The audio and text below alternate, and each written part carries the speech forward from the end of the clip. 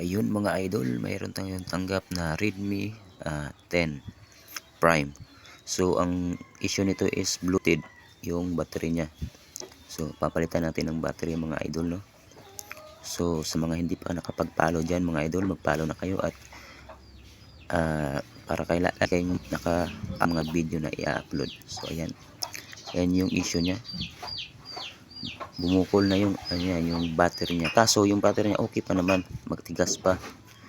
Kaso nga lang is ang issue talaga is lumubo na. So yun, palitan natin ng battery. So pinalit kong battery dyan mga idol is battery ng Realme.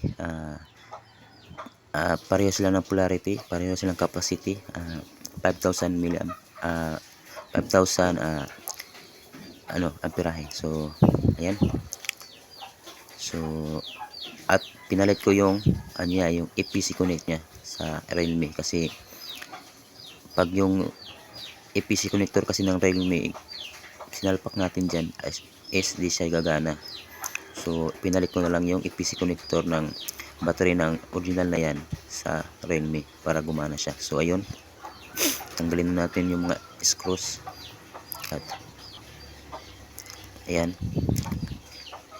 So tinry kong tanggalin yung niyan yung cover niya, kaso akala ko lang, hindi nakakabit. So nakakabit pala, so isang frame pala yan. So tanggalin natin yung mga screws sa may speakers.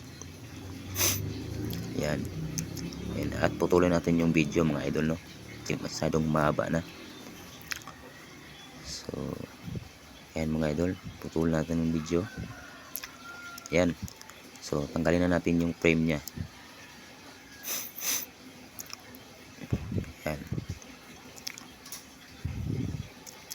So pasensya na nga pala mga idol, no, so, kung hindi tayo nakapag-upload ng ilang buwan, kasi parang nawawalan ako ng gana mag-upload So ngayon nag-upload ako kasi parang gusto ko namang upload ulit ng mga video para sa mga followers ko dyan, supporters ko na gusto nga matuto kung paano mag-ayos ng cellphone and basic tutorial natin dito mga idol.